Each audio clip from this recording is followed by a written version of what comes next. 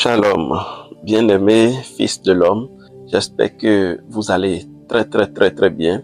Alors aujourd'hui, nous allons continuer avec notre série de leçons sur le fils de l'homme dans les capsules L'école de la foi. Et aujourd'hui, nous allons faire la toute dernière leçon que nous avons prévue. Et après ça, nous allons commencer une autre série de leçons sur les enfants de Dieu. Parce que nous avons le Fils de l'homme et nous avons les fils de Dieu ou les enfants de Dieu. Donc ça, c'est une autre série de leçons qui va venir après celle-ci. Alors, pour que cela soit le plus pédagogique possible, nous faisons souvent quelques rappels. Et pour ceux et celles qui sont tombés sur cette vidéo pour la première fois, nous vous recommandons vivement de commencer par suivre ces enseignements depuis le début.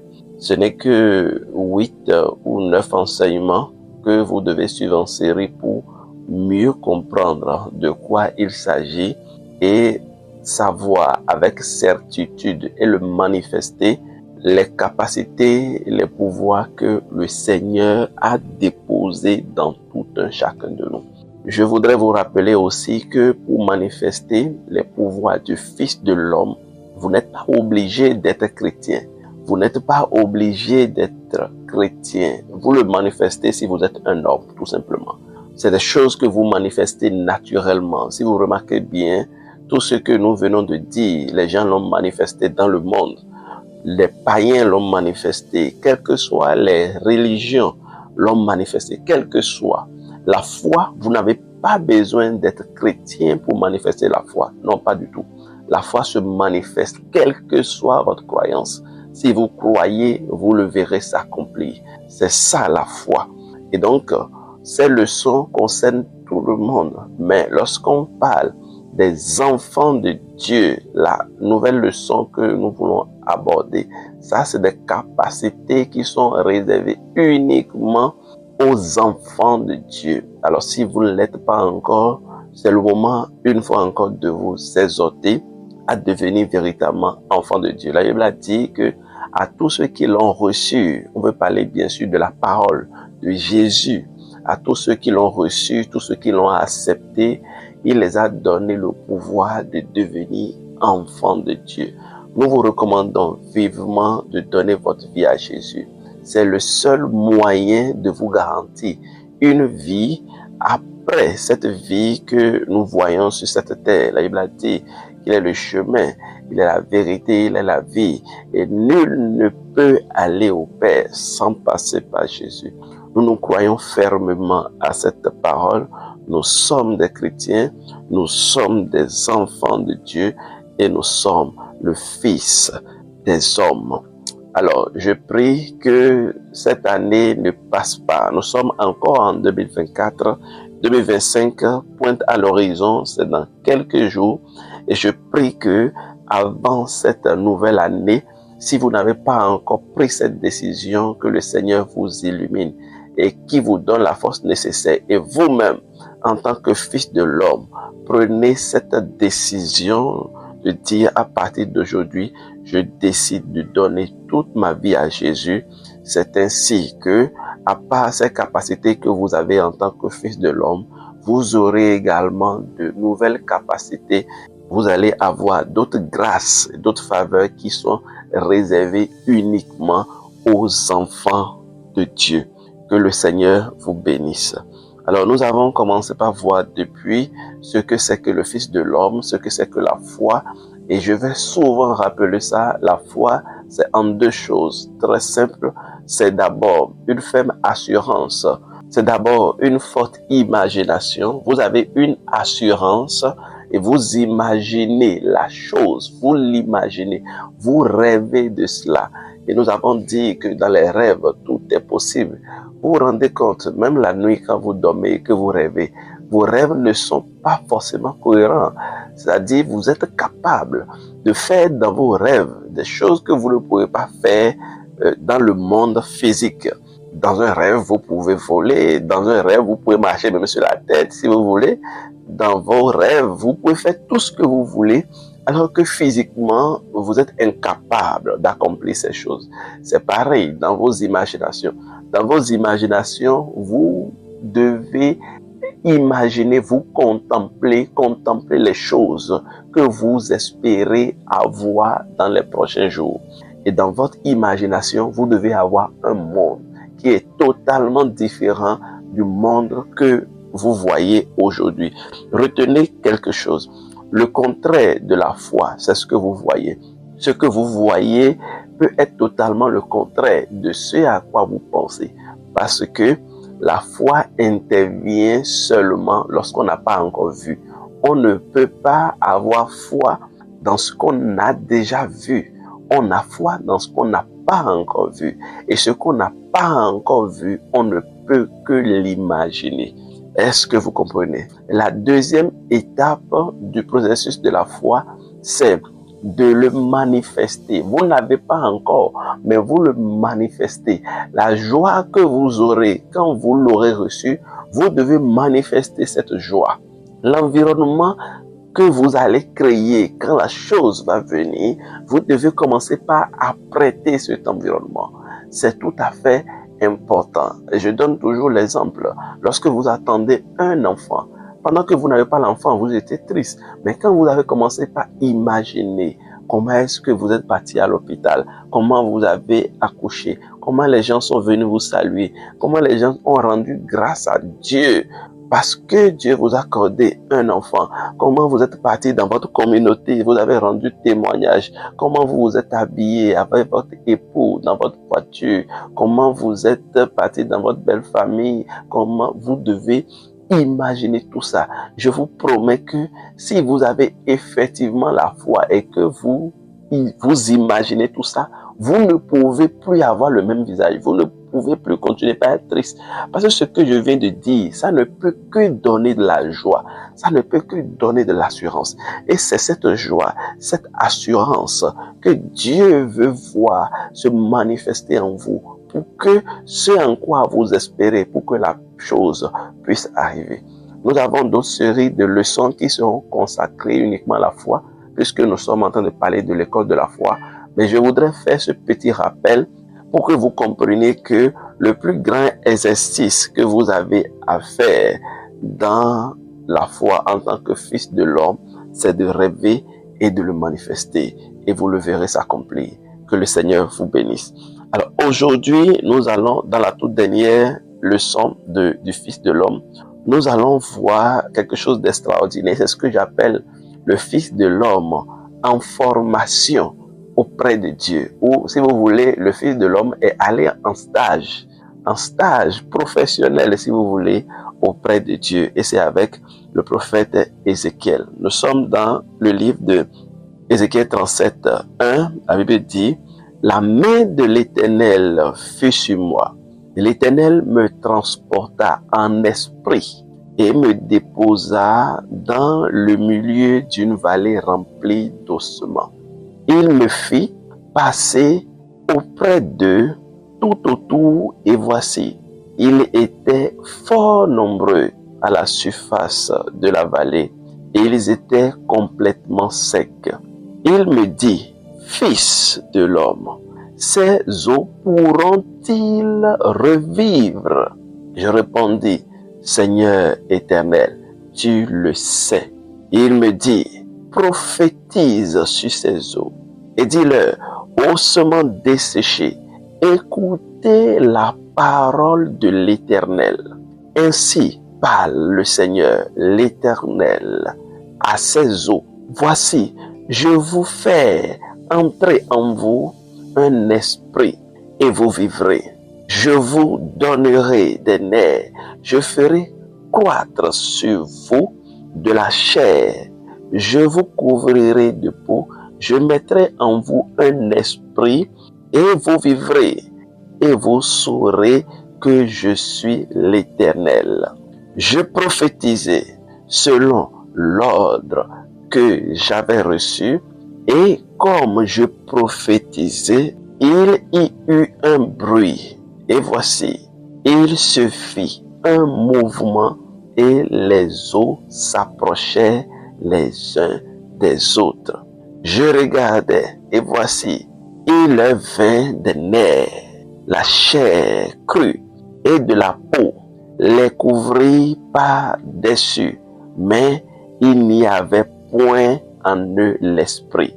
Il me dit, prophétise et parle à l'esprit, prophétise, fils de l'homme, et dis à l'esprit, ainsi parle le Seigneur l'Éternel. L'esprit vient des quatre vents, souffle sur ces morts et qu'ils revivent. Je prophétisais selon l'ordre qu'il m'avait donné, et l'esprit entra en eux, et il reprit vie, et il se tint sur le pied. C'était une armée nombreuse, très nombreuse. Est-ce que vous comprenez la parole de Dieu? Et c'est ce que je vais appeler l'homme en formation professionnelle auprès de Dieu. C'est à partir de ce prophète que Dieu a montré ce qu'il attendait d'un homme. Est-ce que vous comprenez? Le prophète d'Ézéchiel nous dit que Dieu l'a transporté en esprit. Et voici, il voyait des légions d'ossements desséchés. Et quand il voyait, Dieu l'a demandé, est-ce que tu penses que ces ossements desséchés peuvent prendre vie? Et il a dit à Dieu, tu le sais. Et voici ce que Dieu va lui dire. Les ossements étaient desséchés, il n'y avait pas de chair, il n'y avait pas de nerfs, il n'y avait pas de sang, il n'y avait pas le souffle. Et le Seigneur a procédé en deux étapes. Premièrement, il a dit, il a appelé fils de l'homme. Est-ce que tu comprends?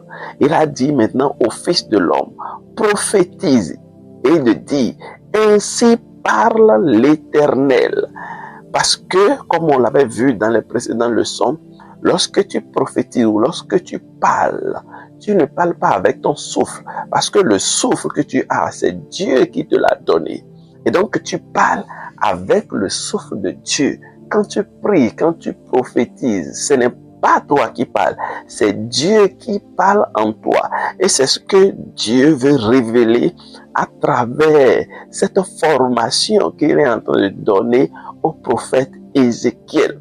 Parle sur ses eaux et dit, ainsi parle le Seigneur, l'Éternel.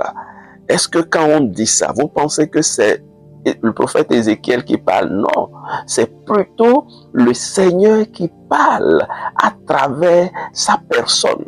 Est-ce que vous me comprenez? Et aussitôt qu'il a parlé comme ça au nom de l'Éternel des armées, la Bible dit que aussitôt il y a un bruit et la chair a recouvert les ossements. Les ossements se sont recouverts de chair.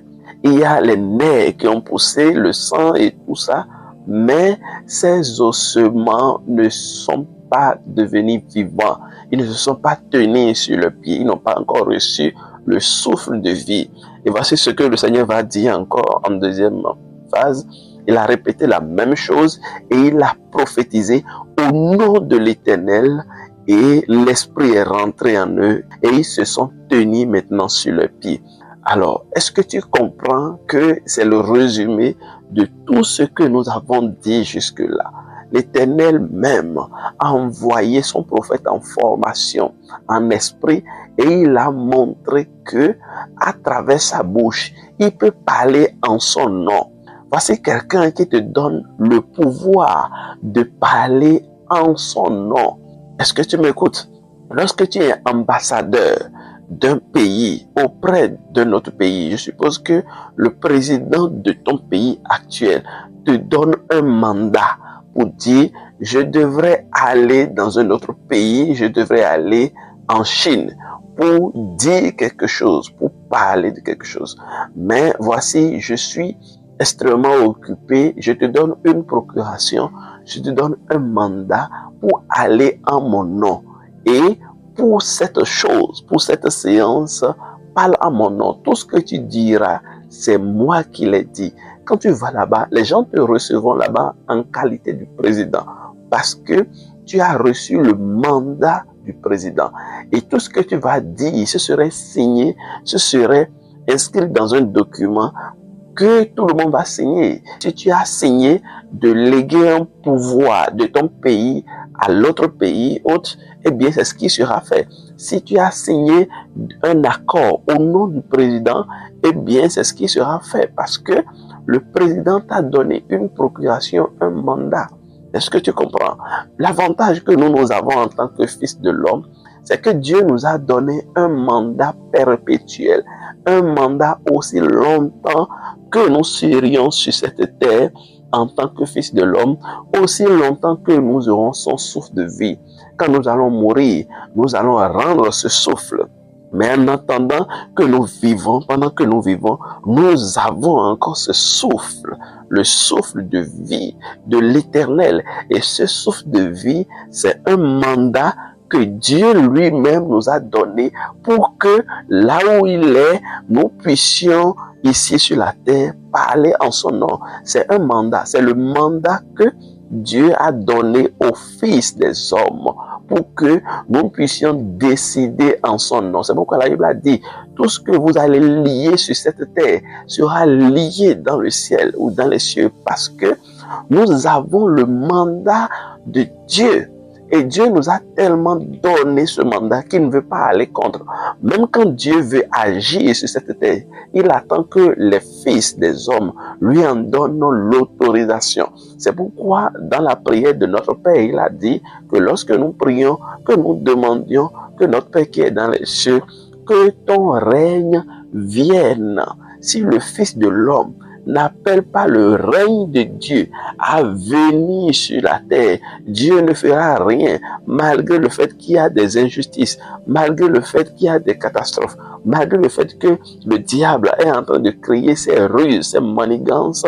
Si un fils de l'homme n'invoque pas Dieu et demande à Dieu d'intervenir, Dieu ne fera rien parce que la terre, il a donné au Fils des hommes. Maintenant, tu comprends que tu as reçu un mandat de Dieu de manifester ce que Dieu pouvait manifester s'il était sur cette terre. Et je te dis, lorsque tu gardes ce grand pouvoir, ce mandat de Dieu, sans le manifester, c'est extrêmement grave. C'est une perte. Dieu t'a confié une mission que tu n'as pas exécutée.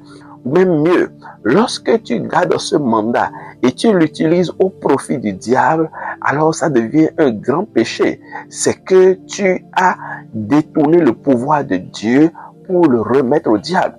Écoutez ceci, ce mandat n'a pas été donné à Satan et Satan le sait.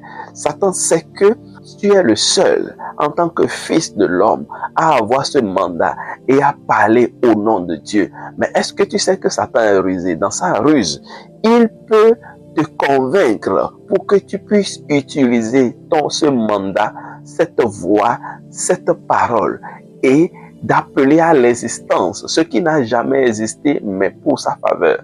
Le diable peut utiliser ta bouche ou peut te convaincre afin que tu puisses utiliser ta bouche pour créer quelque chose pour lui.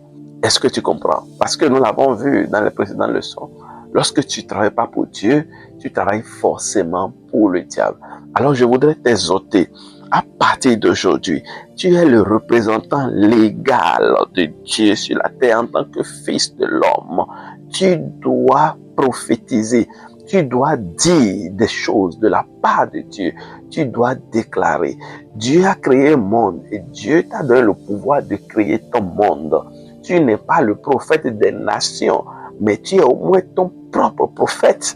Tu es au moins ton propre prophète. Tu es au moins le prophète de ta vie. Tu peux ne pas être le prophète de toute la nation, mais quand même, si Dieu a permis que tu sois dans une situation, tu es le prophète de cette situation. Si Dieu a permis que tu sois dans un environnement, tu es le prophète de cet environnement. Si Dieu a permis que tu sois dans des situations données, je t'assure que c'est parce que tu as quelque chose à dire. Si tu n'avais pas quelque chose à dire par rapport à ça, cette situation ne viendrait jamais à toi. Alors lève-toi, ouvre ta bouche et déclare des choses. Parle, prends autorité, parle au nom de Dieu.